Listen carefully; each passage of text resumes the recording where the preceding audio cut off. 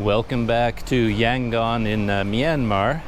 It's been a while since I've shot any video here, and that's mainly because I was sick for quite a while, sick to my stomach 2 or 3 times in a row. And after all that cleared up, I came down with some kind of a severe flu or cold, and that really knocked me out for a long time. And even after I recovered, I found that if you stop shooting video on the streets like this, it's kind of hard to get the habit going again.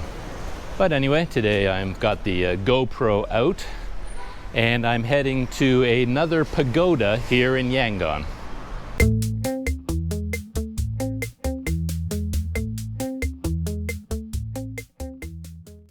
From what I've read, there are 3 famous historic pagodas here in Yangon. There are a lot more than 3 pagodas in total, of course, but there are 3 names that I keep coming across as the main ones that foreigners like me visit.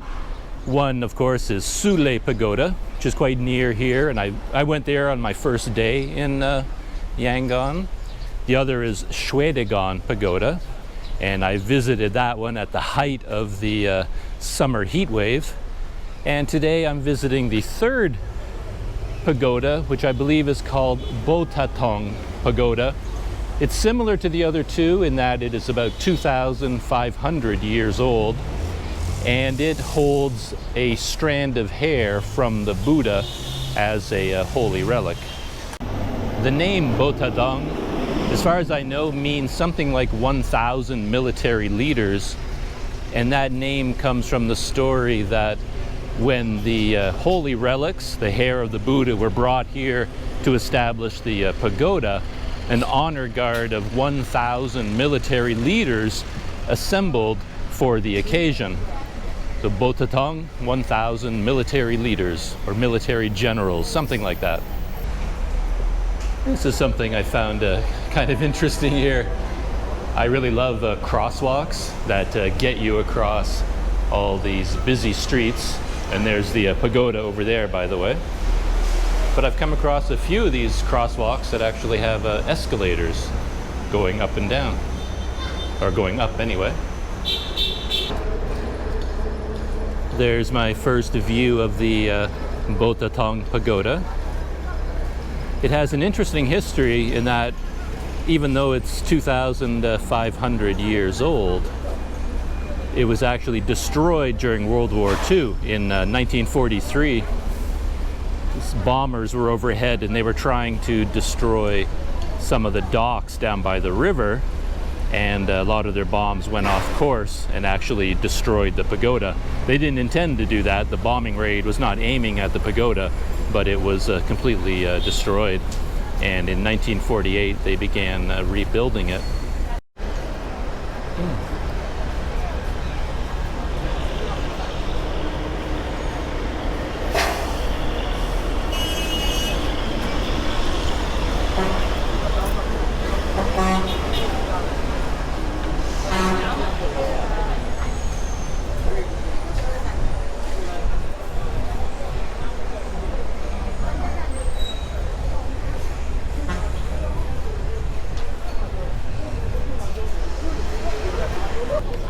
Just like the other big pagodas in Yangon, they have a fee, entrance fee for foreigners. I don't know what it is here. I just arrived at the entrance to the pagoda, and you can see there's quite a large building here with a huge sign on it, foreigners admission fees counter. They really don't want you to miss where you have to pay. I don't think I've ever seen such a large ticket counter before. And there's the entrance to the pagoda over there. It's a very busy day today, so I might have stumbled upon another holiday. I'm not sure yet though. Maybe I'll find out. And of course, you see the sign up ahead there on the left. No socks, no shoes, no short pants, and no spaghetti blouse. So good thing I didn't wear my spaghetti blouse today. But I do have my sandals on. I'll have to take those off, and I did wear long pants because I knew I couldn't go in there with shorts. As I like to do everywhere I go, I'm going to walk around the perimeter first before I go inside. I just like to get a view of places from the outside all the way around, or climb up high if I can find a high vantage point, just to get my bearings. We've now entered the rainy season in Myanmar, so the temperature has gone down quite a bit. It's still hot when the sun comes out. I believe it's about 85 degrees Fahrenheit today, and that's hot for me, but it's a lot cooler than the 107 degrees that it was during the heat wave back when I first arrived here. So we have seen a lot of heavy rain, and it's really nice when the rain comes because the temperature drops drastically. But when the sun comes out, it's still a hot place. One of the reasons I decided to come here today is that the pagoda is located right beside the river, and it's also not too far away from my current hotel here in Yangon. So I thought I could come to see the pagoda and see more of the river at the same time. And I'm just now coming up on the river shore. I think I'm going to go take a look at it before I go into the pagoda.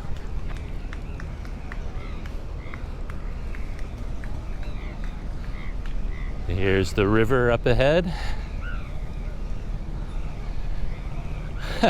First thing that strikes me, just like each time I've come down here, is how strong the current is. You don't really see it with your eyes, but you can see that kind of tugboat out in the middle there. Its engine is going full on, and it's barely making any progress against the current. You can see the waves of the current at the bow of the boat. It's amazing how much water is flowing down this river, though it really doesn't even look like it.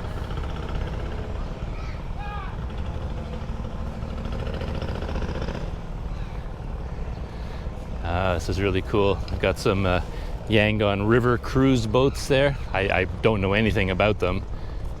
They're huge boats, so I wonder if they're rented out for big occasions, or whether they go at night, dinner cruises or something like that. I'll have to find out. I spend a lot of time looking at the satellite view on Google Maps everywhere I go. You learn a lot that way. And one thing I noticed scanning Yangon, especially going all up and down the river, the huge number of container ports here. I don't know what's being shipped in and out, but right here came across another huge row of shipping containers, and you see these all along the river as far as you can see. There's another little dock for the boats to go across the river and back again. It's one of the things I did a few weeks back here in Yangon.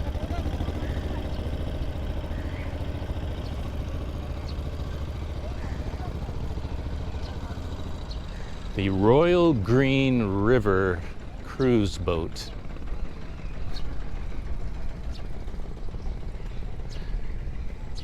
And there's the Yangon water bus. And the one ahead of me looks like it's called Swimming Doctors 3. Oh, it's a mobile clinic. They have a Facebook page, a mobile clinic.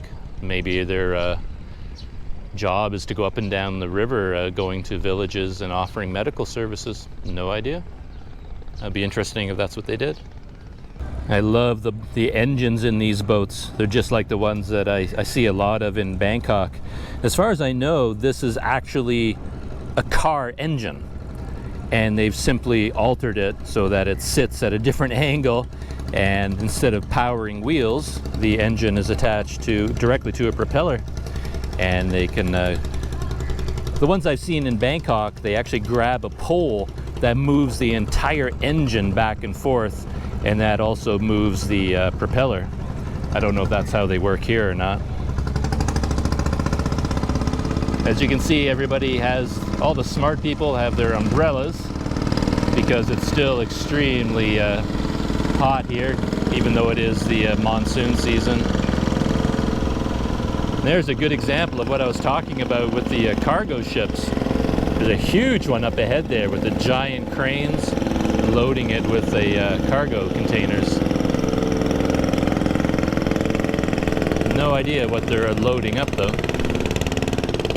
One of the things I really appreciate spending time in countries like Myanmar is the ability to just go places. Like I can just walk across this bridge onto this floating dock beside these boats and just you know, get a close-up look at anything I want to look at.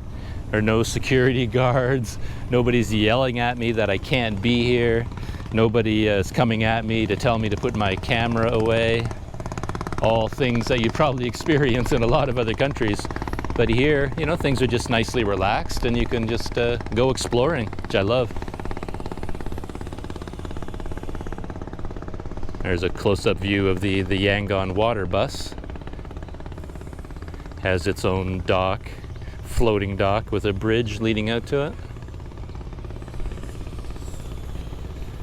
And there's the Swimming Doctors 3. See a sign up ahead there for the Rotary Club. So the Rotary Club International might be funding this service.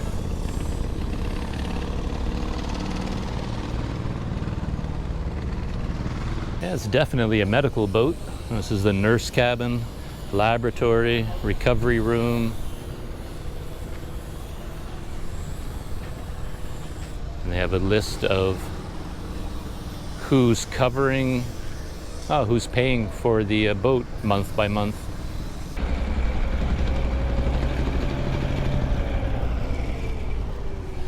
I'm getting a lot of waves and smiles from the boat drivers. I think they're hoping I'll hire them to take me around the river for a private cruise. Next stop is going to be this dock over here. I'm just going to walk around and see if I can follow the bridge and go out onto that dock just to take a look around. I don't know what's going on over there. We'll find out. I don't know yet if I'm allowed to go down this bridge and onto this dock, but nobody's yelling at me so far. So far so good. I saw a sign at the entrance to this bridge that said to hire for foreigners to take one of these boats down the river would cost $70 per hour for 6 people. I don't think that means these big boats. They have some other smaller boats here. Like, oh, that one down there actually, Royal Green River Baby. You can rent that to go up and down the river, but it's gonna cost you $70 an hour for 6 people. So I won't be doing that today. Got these guys moving a interesting barge there. I have no idea what it's for. I guess basically just serves as a docking point for boats. They haven't swept the top in quite a while, that's for sure. So it looks like this dinner cruise is operating. They have a sign here. Foreigners, $15 US per person. I guess gets you the river cruise and dinner. And then they have a special dinner cruise for $25 per person. Sunset cruise, foreign per person, $10 US.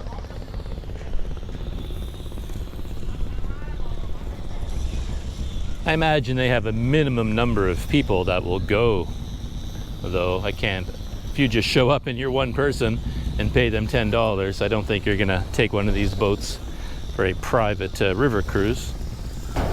But who knows? And there's the Yangon River cruise boat. This one looks pretty active and looks pretty nice on board. Nice clean glass windows, tables and chairs. So this one looks like it's in full operation. Myanmar premium malt craft beer available on board.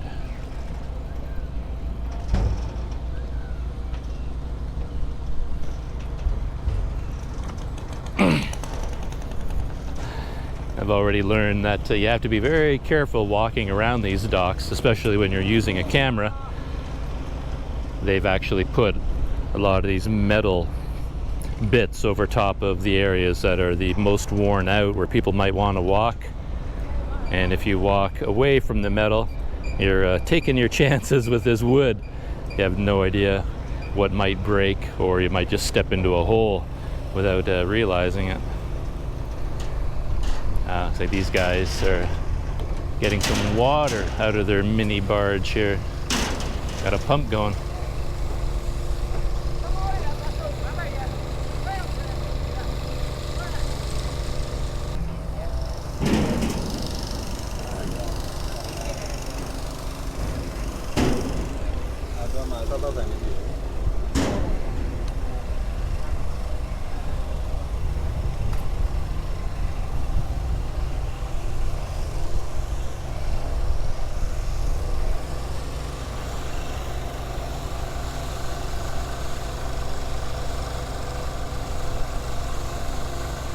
See a lot of people here are dressed up in their nicest clothes.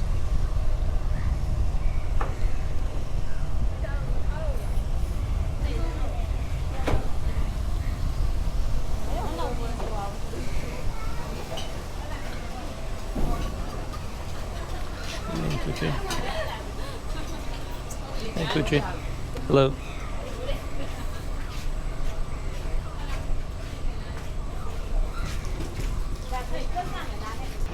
I left the riverside and I'm continuing my walk around the perimeter of the Botataung Pagoda. Something I remember reading is that when the pagoda was bombed in 1943 and they were clearing the rubble, they discovered a hidden room or something, a secret room of some kind that they didn't know about before. It was kind of a shrine that had been sealed off. And inside they found all kinds of treasures. It kind of reminded me of the pyramids in Egypt, with all the hidden compartments that were built into the pyramids. So apparently some of these pagodas have that as well. Or maybe it was just a room that they forgot about.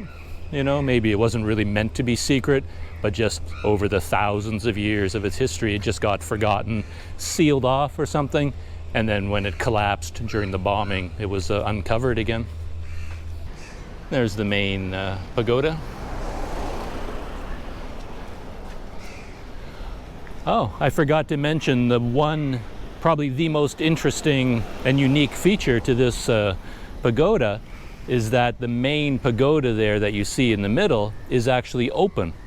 All the other pagodas, they're sealed.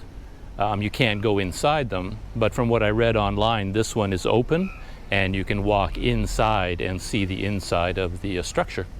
So that will be a nice touch.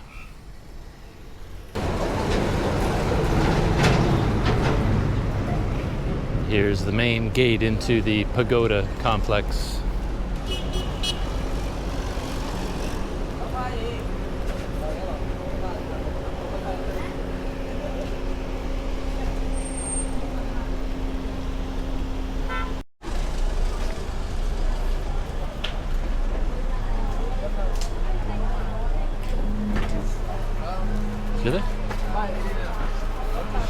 Hello.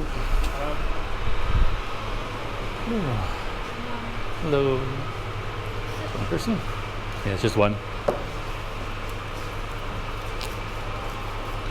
So we're all set. The entrance fee was 6,000 chats, which is like $4 US. And I've got my ticket here and an information brochure. And they gave me a nice bottle of cold water, which is nice. And they give you a like a cleaner, like a wet wipe, and I think that is for your feet afterwards, which is really nice of them because you have to take your shoes off. I'm inside the main grounds of the pagoda now. There's the central pagoda. When you first come inside, right in here, there's a doorway that goes, a set of stairs, and then a door that goes right inside the interior of the pagoda. And according to the brochure they gave me, there's a well in the center of this pagoda, and the well marks the spot where that hidden room was, the one that they discovered when it was destroyed in 1943. They call it a relic room. And I believe the relics have been removed from there, but the well marks the spot where the room was located.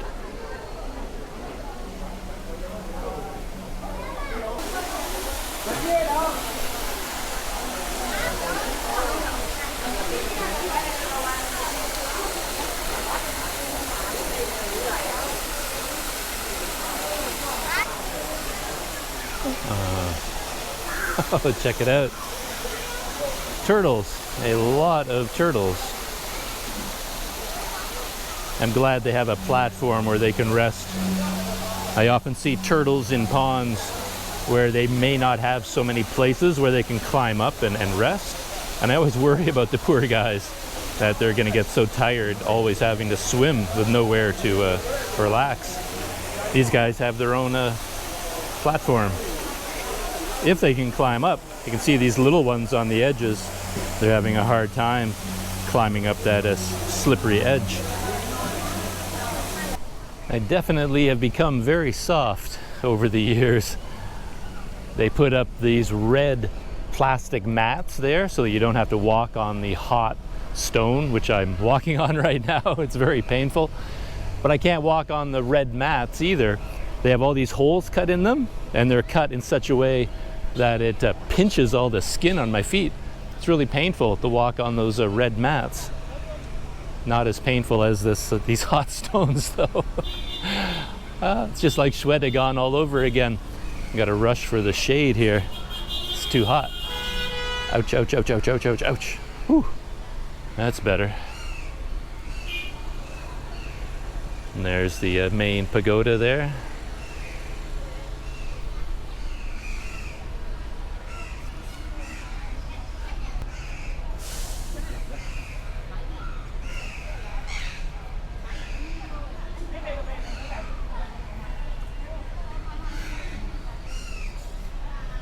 Here's quite an interesting gold Buddha.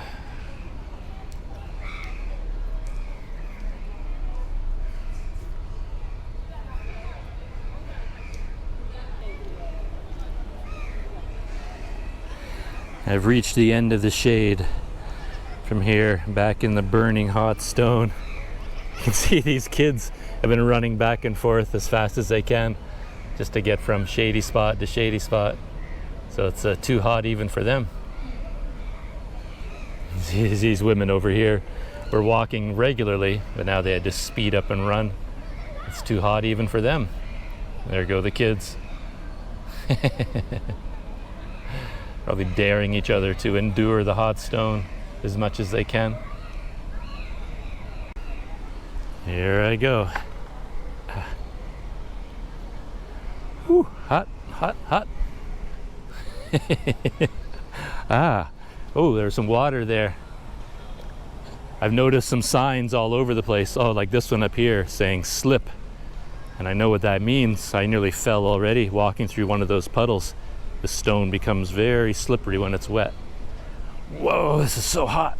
Ow, ow, ow, ow, ow, ow, ow, ow. That's a little bit better over here. It's that green stone out there that's the hottest. This white marble here is not as bad. The grounds here are not nearly as expansive as Shwedagon, as you can see. And it looks like a lot of it is being renovated. There's a room full of another shrine with some Buddhas inside. One thing about this silly GoPro, the rear screen keeps dimming on me. After 1 minute or 2 minutes, it goes dim and I can't see anything. I've looked everywhere in the menus for a way to stop it from doing that. I assume it's set up that way to conserve power, but I don't want it to do that, especially when it's recording. But I can't find a setting to turn that off.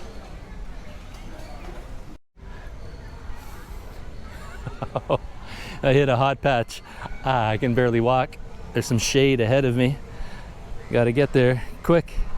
Can't walk very quickly here though. It's all construction. There's all kinds of nails and glass and sharp things on the ground.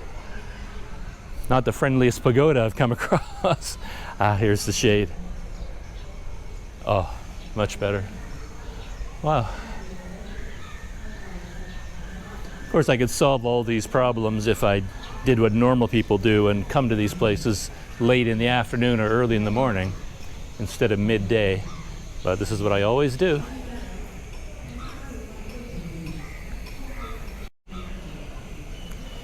They were quite thoughtful, and they built this awning, covered awning that goes all the way around the pagoda, so people that walk around can get out of the sun.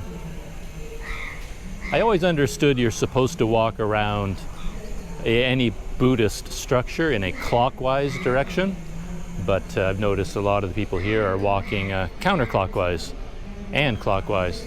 No one seems to pay attention to the rules. These women are walking clockwise, like me, and groups over there are walking counterclockwise. All right, time to run across the hot part and get to the shade.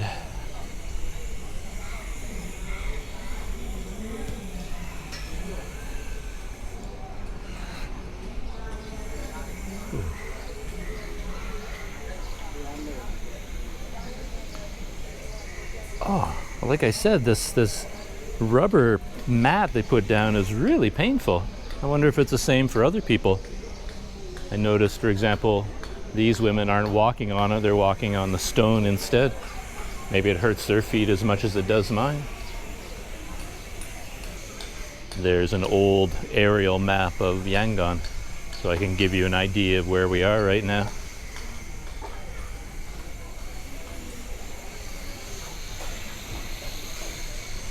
So there's Yangon, and this down here is the main river, and this is kind of a tributary coming down. And the red dot, of course, is the pagoda where we are now. And my hotel is currently very nearby here. I think it's located basically right around there. So when we were walking down around the river, we were just walking right along this section. That's where all the huge cargo ships were.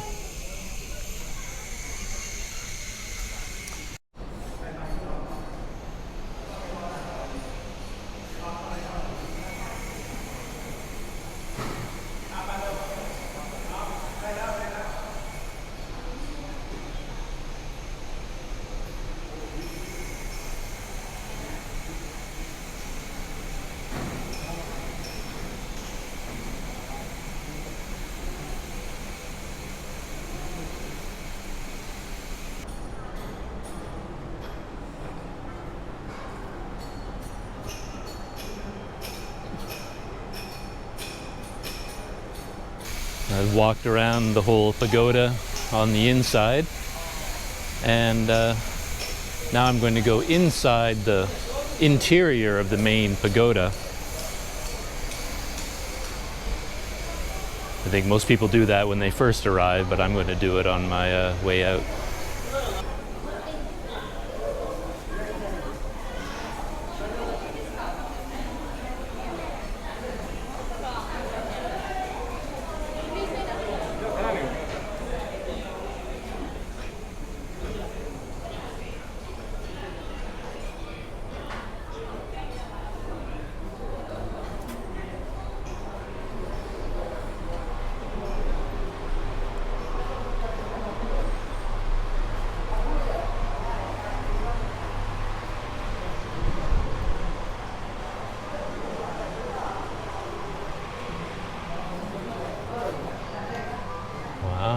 This is actually very cool. I wasn't expecting it to be this ornate inside. The ceiling and all the walls are covered in this gold plating. And they have signs everywhere telling you not to touch the gold wall. And it's really hard not to touch it. It's like you really want to reach out.